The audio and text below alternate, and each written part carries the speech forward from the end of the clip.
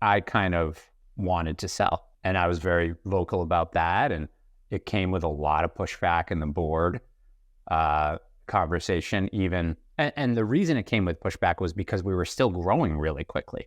I'm very thankful about my life and the position I'm in right now because I built something amazing.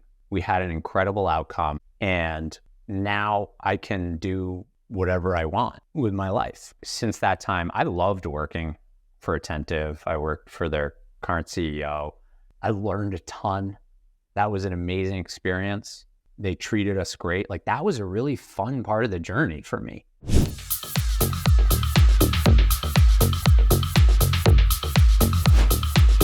Welcome to the Startup CEO Show. I'm your host, Mark MacLeod. In this episode, I sit down with Ben Jabbawy, who is co-founder and CEO of Privy. Ben led and grew Privy to a $120 million exit back in 2021. In this episode, we unpack the key success factors behind that great exit, how he engineered the actual deal process itself. We debunk the whole myth that it's bad to exit early. We look at Ben's activities on the other side now that he's a super active investor, and we cover many more topics.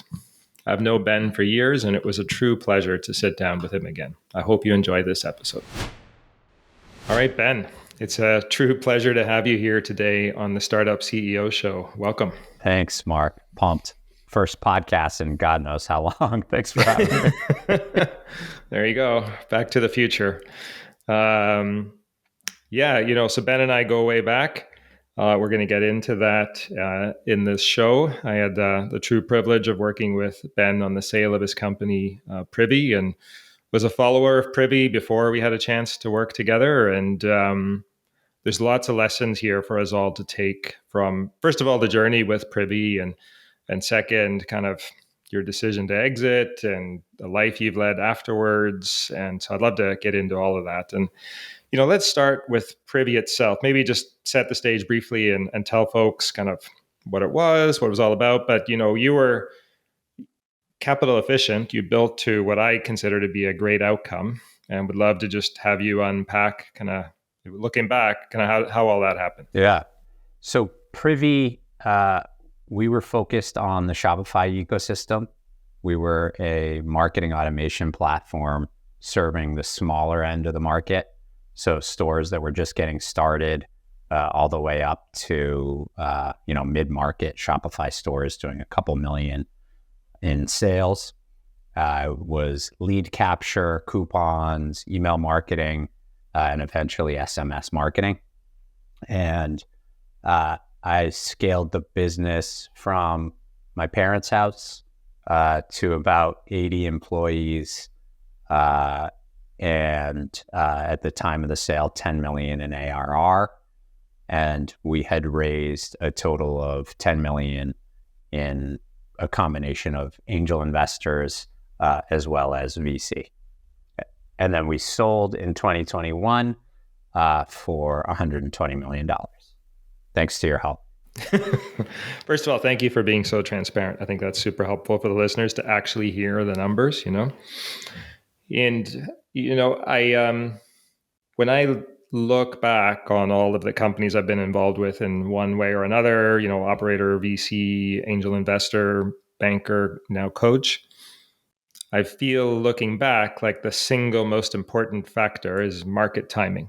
You could have like this amazing team, amazing product, but if you get the timing wrong, you won't have the great outcome. And so looking back, do you feel like, obviously, looking in the rearview mirror, 2021 was generally a great time to sell, but even getting up to there,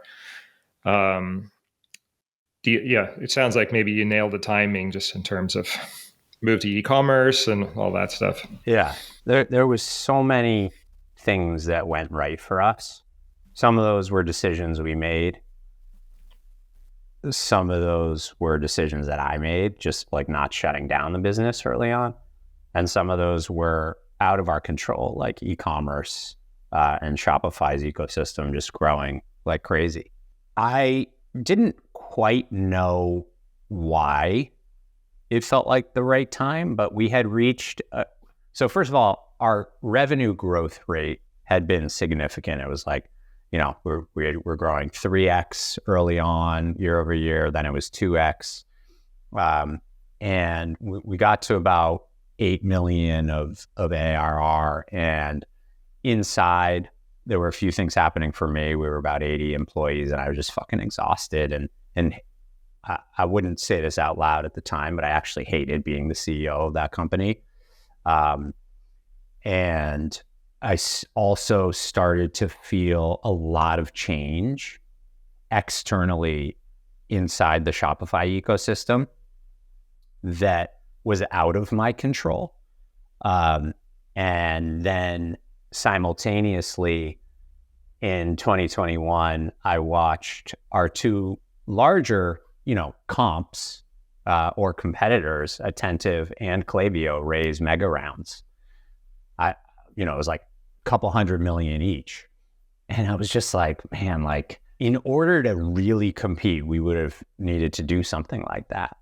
That I couldn't tell you at the time with a straight face was something that I wanted to do. My board wanted me to do it. I didn't want to do it. You probably could have. I don't think so. Well, I would have had to really put on, an Academy Award fundraising, and so for all of those reasons, I kind of wanted to sell.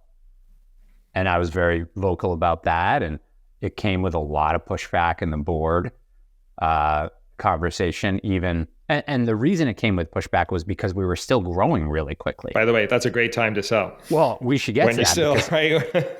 Not when the growth is declining. Right. That's when founders don't want to sell. But what I'm now realizing in retrospect is there's so much that was out of our control. So had we even waited 6 months to kick off that process, we would not have been able to get the outcome that we got. Yeah. And I might still be sitting here running the company with a very different growth profile, with very different exit. Mm-hmm. But anyway, so I'll never forget. I mean, I never told you this. I had to, before I engaged with you as my coach, I actually had to bring that up at the board level. And I'll never forget, I got so much pushback in that conversation. No, wait till after Black Friday. Let's talk about it later. Not because people didn't like you or didn't know you. They just didn't want me to run a process. And I'm so thankful for all of the obvious reasons that we sold in 2021, that we sold when our growth rate was still incredibly strong. And all that good stuff. I definitely want to go deep into the exit, but taking a step back, it seemed like, I think one of the strengths of Privy, you talked about tripling and then doubling, and, Jason Lemkin from SaaStr refers to that as like a SaaS benchmark, right? Triple, double, like the best in class companies do that. I feel like you did that in a capital efficient way in large part because your inbound was so strong. And, you invested a lot in kind of inbound content. I wonder if you could maybe just unpack some of that secret recipe or not so secret recipe for other founders who might be listening. Yeah. So, the first 3 years of Privy, we had no traction. We weren't touching e-commerce. We had no growth. It sucked. It was horrible. We found e-commerce, and then we found growth through integrations and app stores. And you could probably find some of my content about that on my blog. I think I wrote a good piece about that. But that was like the beginning of everything. So we were growing through app stores initially, app stores with a freemium model, amazing support, really easy to use and onboard software that literally every e-commerce store needs, right? That was our strategy. What we ended up layering on top of that was when I brought my CMO, Dave Gearhart, in, he was like the media company guy. I had seen him do that at Drift. It was amazing. He and I, we're actually cousins. We've been friends. We worked together once. I didn't know that. Yeah. Well, through marriage. And I just like seen him do that. And so he brought that approach to Privy, and, we ended up launching this podcast, and I became the host. We did I think I had done like 500 episodes of that. And we started to get, 40,000 podcast downloads a month. These were, a lot of them were customers, a lot of them were not. They were just e-commerce businesses that, really liked to listen to tactics and other founders. And our blog and our newsletter, we got pretty serious traffic. And that kind of just layered on top of the inbound model through the app stores. And that was like just such a learning for me, like you can't build a company without really early on thinking about distribution. So if, and I'm doing a new one now, which is crazy, but, and so like early on, it's all about, okay, solve a customer pain, make sure you talk to a lot of customers and figure like, is there something real there? Is there a real pain that you can solve? If there is, yes, like start building for it, but like also be really thoughtful about how are you going to get to, depending on how much they're going to pay you, whether it's you need 100 customers or you need 20,000 to get to a good scale. Like, how are you going to get to those people? And I don't think enough founders think about that. I didn't think about that early on when I started Privy. And it took me 3 years and probably $2 million to get there. But once we found that, we actually could have probably we did get to 4 million, about 4 million of ARR from zero with essentially no money. But we realized, wow, this thing's growing really quickly. And if we layer on product 2 and product 3, we can actually become a full suite, charge more for it, and get the numbers way up. And so that was why I wanted to take our Series A, which is, where the rest of the capital came from in the 10 million, basically. Yeah, I often say, when you look back at all the elements of value creation over the life of a company, by far the biggest single slice of the pie is distribution, right? It's not just product, obviously matters, team matters, but it's once you've found that repeatable formula and you just keep executing it, right? You figured it out and you're just making the recipe over and over and over again, and each cake or sausage or whatever it is tastes the same. That's when enterprise value really gets unlocked. So yeah, distribution's everything. Yeah. There was a moment in time where like, I had taken my first vacation or whatever after a couple of years, and like we still got, a couple hundred merchants downloading and trying and upgrading while I was gone. And that was a moment where I was like, holy shit, we really have distribution nailed down here. And it was a once in a lifetime opportunity for us. Now, so much changed in the Shopify ecosystem after that. So I don't think, had I started that company now and taken the same approach with integration, like you can't replicate that today. You talked about timing. I didn't know it at the time. Shopify was already a public company when we entered the App Store. So it wasn't like we were early to Shopify, but we actually were early to their app ecosystem in terms of the major growth years. So I'm thankful for that too. Now, you weren't just email, but email was a thing. You talked about Klaviyo raising a growth round, like Shopify deciding to dip its toes into having its own native email category, the bun fight between Shopify and MailChimp. Did that give you pause? Were those inputs into the decision to sell? Yeah. I mean, there was a few things. Shopify was always a great partner to us, even though we were, like, interestingly, we were at our peak, we had about 100,000 Shopify stores. I think it was about maybe 5 or 10% of their stores, but our revenue was small because it was the smaller stores. But they were still great to us. Like, they told us ahead of when they launched Shopify email. And that happened. That was definitely part of my thought process to sell. The MailChimp thing actually was a huge boon for Privy email. That kind of like put us in business. But yeah, like Shopify building their own products was definitely part of it. Small but noticeable and impactful changes to the App Store algorithms were a larger part of it. Like negatively impactful? Yeah, negatively impacting Privy. This was like, I forget, a couple of years ago. And that was what made me realize, wow, like a lot of this business is still out of my control. Now, we worked our asses off. We built a great product. We supported customers in a way that no one else could. So that put us in the position to ride the growth.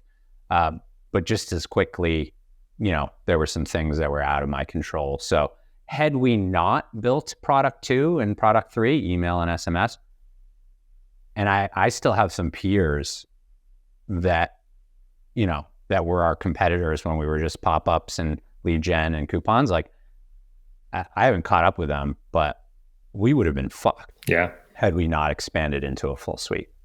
I can't even imagine, the carnage that's gone in for some of those.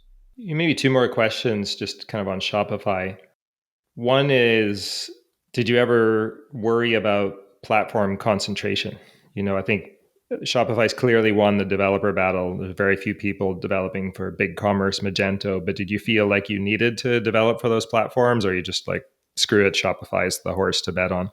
So that was a big conversation when I thought we were raising a Series B with investors. Everyone was asking me that. Mm-hmm. Even internally, our shareholders and board was kind of like, should we be expanding? What's the deal? And so we put a lot of time and energy into building for Wix and building for BigCommerce. Oh yeah. Hindsight 2020, I wish we had done none of that. Mm-hmm. Because what happened was it took precious engineering resources away. Those engineers became skeptical because it took, 3 or 6 months longer to build on top of BigCommerce or Wix because the APIs weren't as strong. The App Store ecosystem and engagement around those app stores was nowhere near as strong as Shopify's.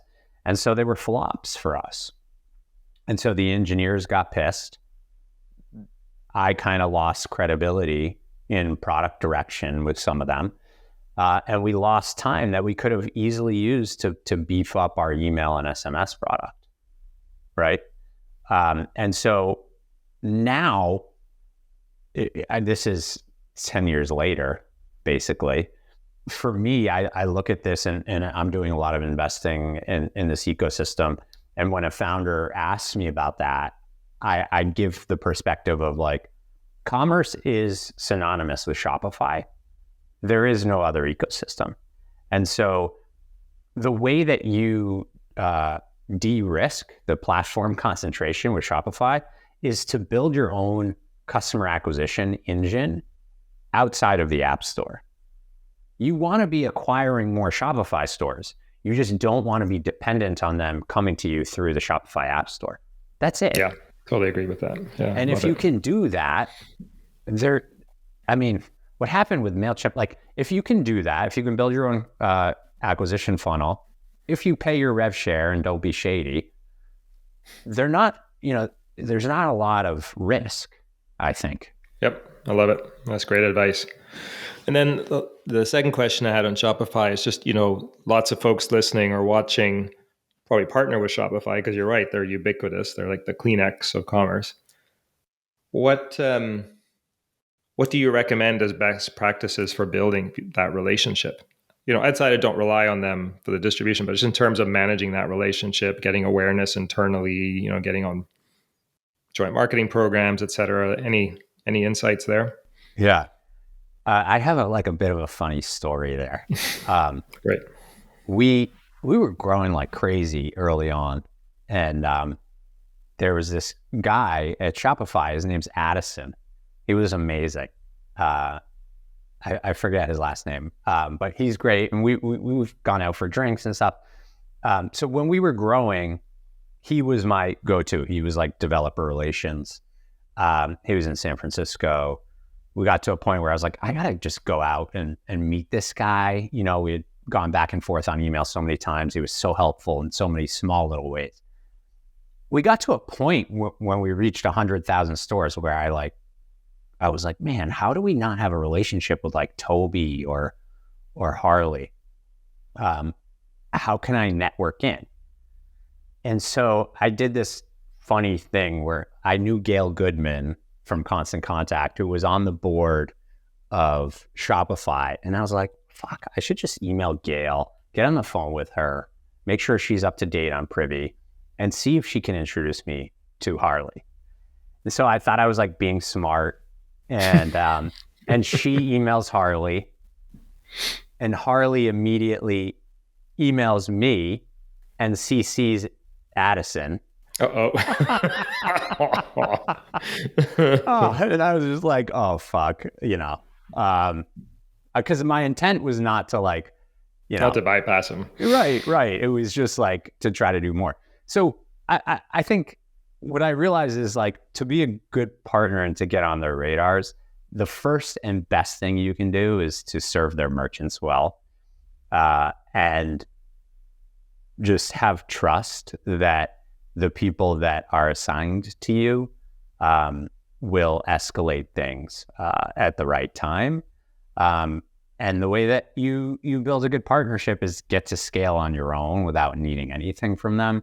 And then once we did that, I mean, like Harley ended up coming on my podcast. We've connected a few times. He's a great guy. I really think he's a mensch, and he wants to be helpful. But you just need to show that you are helping their merchants. I was going to ask this question before, and I think it's even more relevant now that I remember that Dave Gerhardt was part of the story. I've been thinking about personal brand and the impact of that, which feels particularly important in light of what happened with Sam Altman and OpenAI and the power that he's clearly demonstrated with 600 developers willing to follow him. Did you think about that? Was that a concept that you and Dave were trying to explicitly build? Was your brand or his brand? And was that a lever you were trying to build in your distribution? I forget if we had explicit conversations about that, but at the time when I started hosting the podcast, it was very clear.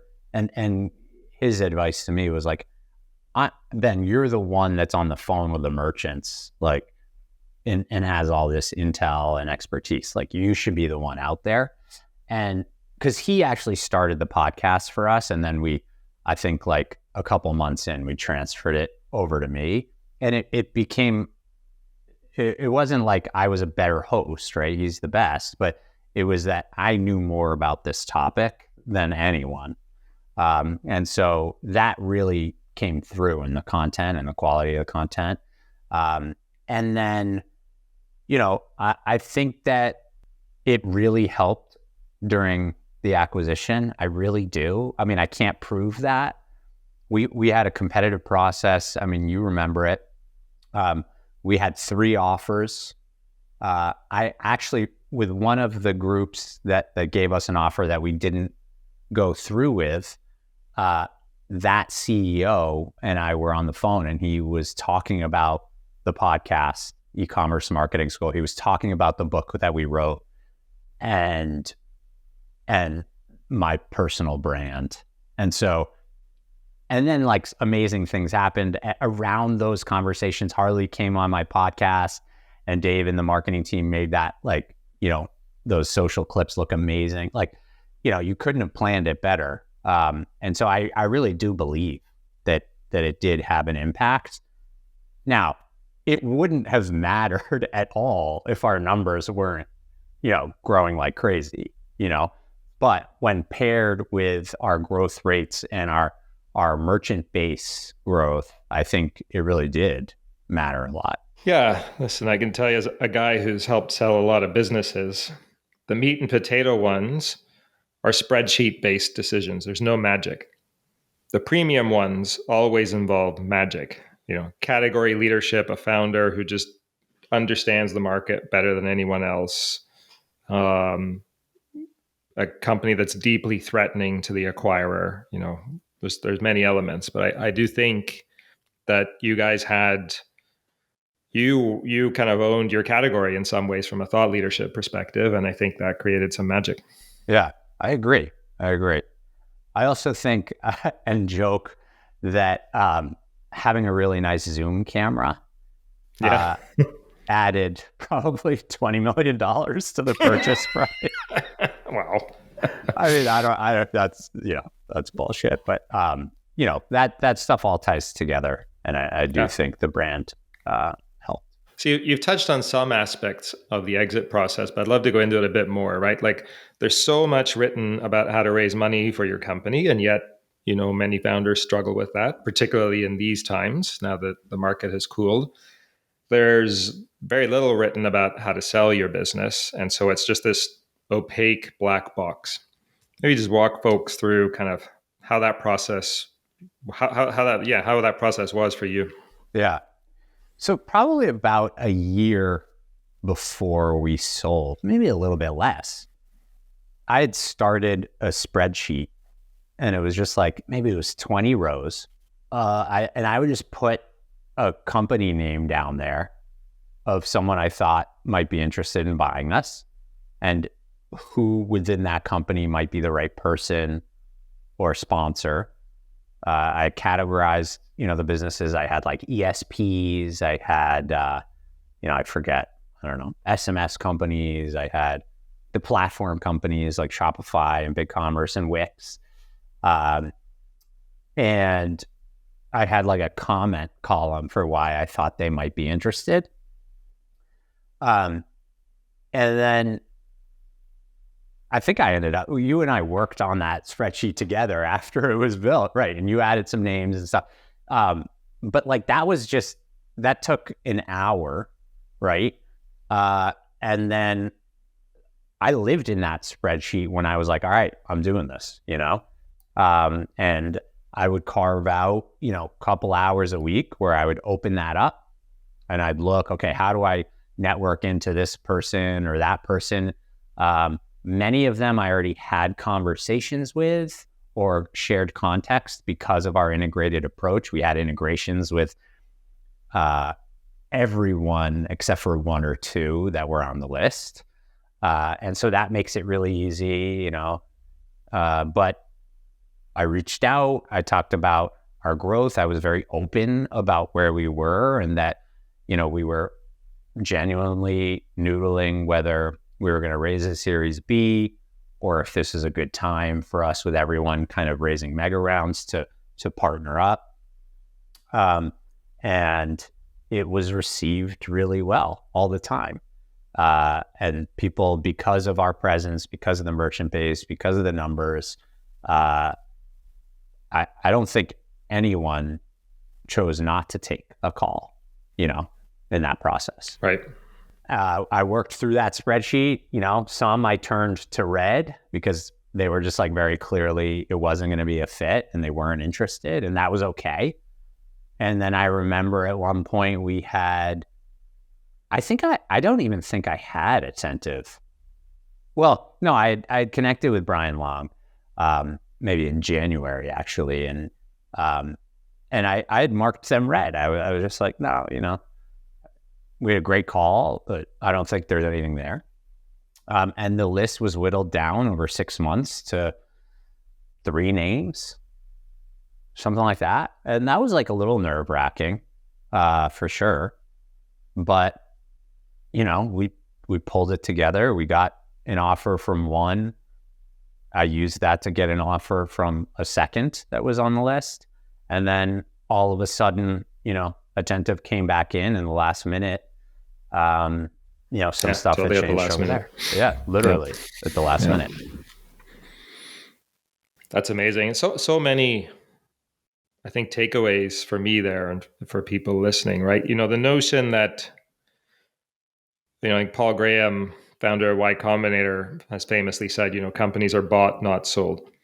And that is true in some ways, but also dangerously untrue in other ways. Like nothing great just happens. Products don't just get built. Executives that are going to unlock the next growth in your company, they don't just apply, right? Like everything, like that is important, you have to work on proactively. And I think selling your business is no different. It's the ultimate enterprise sale. And so, I think as I kind of translate your story into kind of generalizable insights for people listening, the big thing for me is like, well, first of all, you worked on it proactively long before you were actually for sale. You paved the way. You built relationships. Selling your business begins with business development. Strangers rarely marry, right? Didn't just you had integrations with so many companies, so they had data, whether it was good, bad, or indifferent. There was data, right? So there was evidence, right? Like if I buy shares of a public company, I can change my mind and sell them tomorrow. If I buy a privately held company, I'm screwed. Like it has to work. And so you're selling trust every step of the way. And so I love that you were removing risk systematically by building relationships, not just going like this is the other thing, right? I think investment bankers have a well-deserved bad reputation, and most of them in the mid-market especially are pretty useless.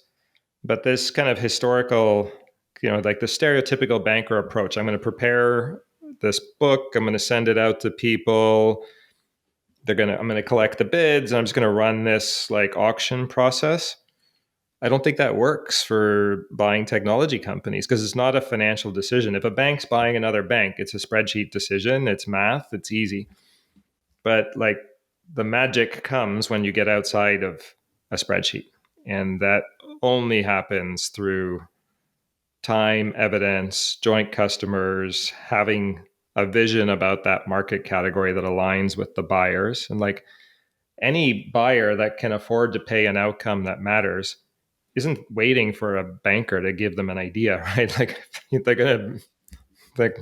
gonna be proactive, right? So I just love that you were proactive in this and you took charge of the process. Yeah. So I'm now building a new company in tangential space, recipe publishing. It's called Grocer's List. Nice. And I started it 60 days ago. I'm having so much fun. I have no intent of selling this business.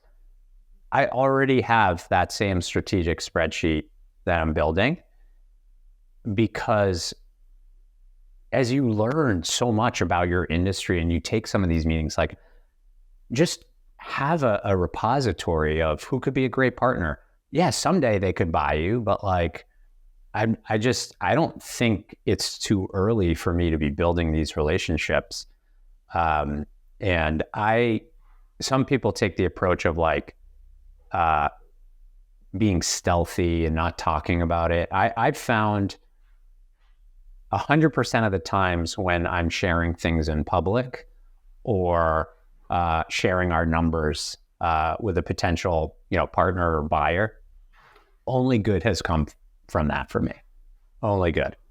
I understand there's a risk and people copy you and whatever. We had some of that at Privy, but for the most part, every time I'm forthcoming and transparent about publishing stuff that I'm working on, good things happen. And the same is already happening 60 days into my new company. I definitely want to make sure we talk a little bit about your new company and how that experience is before we wrap up. But going back to the exit, maybe, right, there's this almost a shame in selling, quote unquote, early.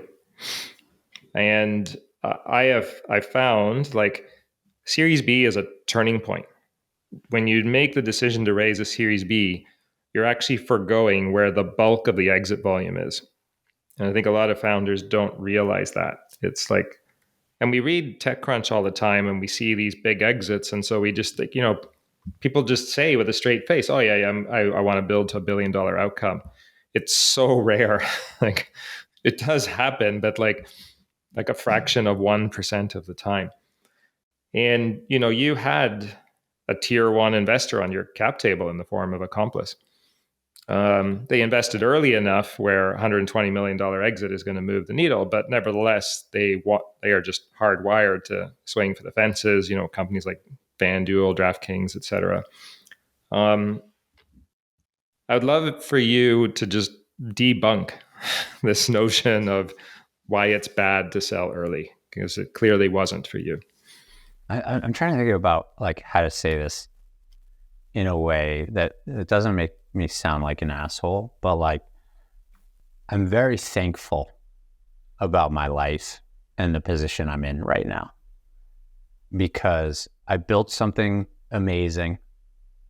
We had an incredible outcome, and now I can do whatever I want with my life. And since that time, I loved working for Attentive. I worked for their current CEO. I learned a ton. That was an amazing experience. They treated us great. Like, that was a really fun part of the journey for me. I know a lot of people don't feel that way, but I actually loved it. And maybe that was unique to Attentive. And then after that, my family and I have 2 young girls. My wife and I, we always dreamed of a big travel trip. We went traveling for 4 months around the Mediterranean. Like, that was insane. You know, that was so cool. And it just gave us security in our lives. There's nothing wrong with that. Like, what's wrong with that? You know, that's the dream. And so the experience has really taught me that, especially if you're a founder, you're a first-time founder, could you maybe grind it out a little bit more and maybe get, you know, to 9 figures in the exit? Maybe, you know, but could your ecosystem crumble 6 months from now? Could your growth rate crumble 6 months from now? You know, absolutely, you know? And so like, I think that there really is something to selling when you've got an offer that makes you happy, your team happy. It may not make your largest investors happy in comparison to other deals in their portfolio. You know, that's the type of stuff that I tell founder friends right now is like, make sure you don't raise too much. Make sure you don't optimize for valuation, because you need to at least 3x it at a sale, or you need to, you know, rule of thumb is multiply the amount of capital you raise by 10 at your exit price. And so that's pretty much what you achieved. Right. That is what we achieved in both of those metrics. And so we were able to get a deal done, but like there were still hard conversations. And so I would never take back my decision to sell. And I will be thankful for the rest of my life. I don't think any of that makes you sound like an asshole. I think that's like the dream. That's why founders kill themselves, right? It's why they raise capital, because there are far easier ways to earn a living than being a founder of a venture-backed startup. I mean, like, if I didn't have the risk profile that I do, and now certainly I've got, you know, a platform to launch from with the nest egg, I would just go work at a big tech company. 100%. Because you can make killer salaries and like life can be great, you know? I genuinely believe that. Like, they pay incredibly well, you know, especially with this stuff happening in AI. Like, you can make a great living for yourself, for your family, like whatever it is. So yeah, you're right. So you're on the other side of the table now as an investor. You're operating, but you know, you're also investing. Maybe tell us about that. And, you know, is it in a capacity as an angel, or do you have a small fund? And, you know, how are you thinking about that now? Just, I guess, in light of, first of all, everything we've talked about kind of just how hard it is to get to an exit that matters. And also just with the capital markets cooling down. Yeah. So I've been an active advisor for a period of time in this category. And a couple of the angels from Privy that did really well in our outcome said like, hey, you have amazing deal flow.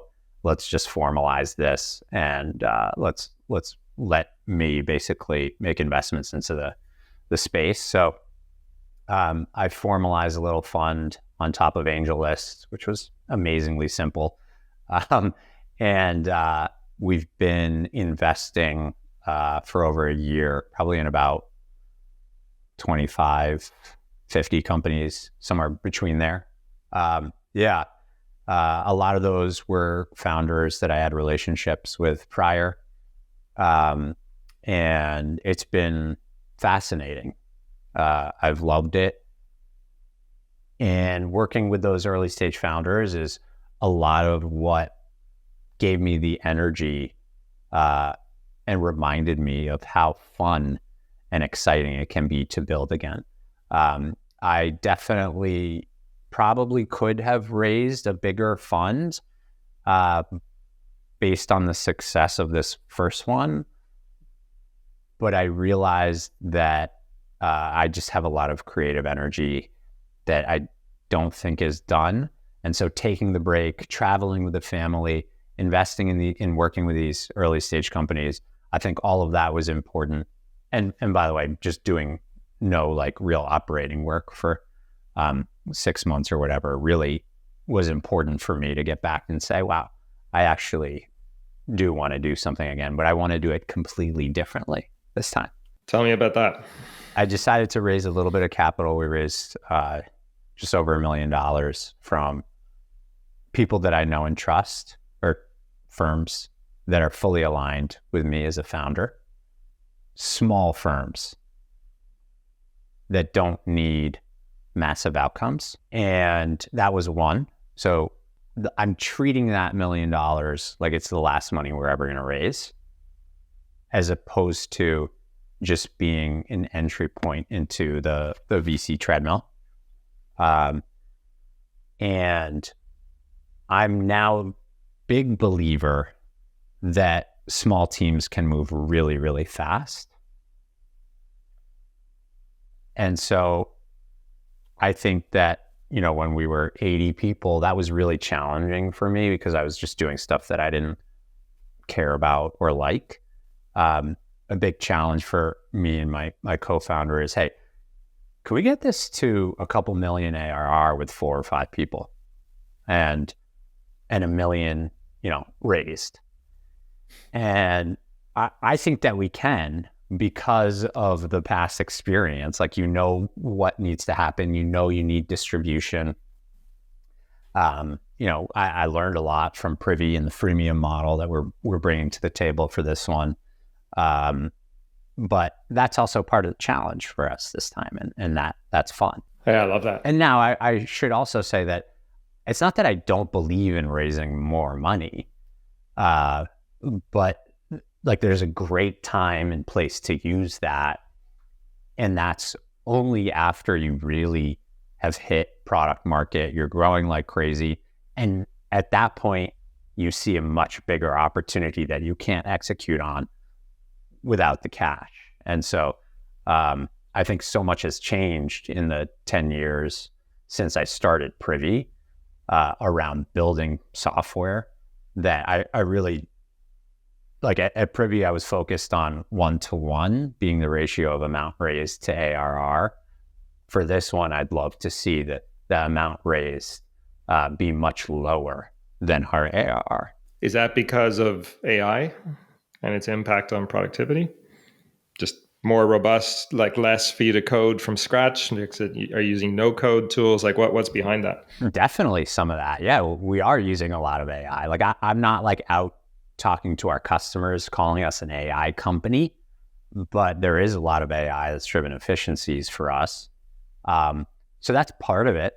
The other part of it is I just think like having more money and it, like you just like think you need to spend it and you need to fill roles because like other people on your team tell you they need hires and it's too much work. And I just think that we are moving at lightning pace because we don't have a lot of that stuff.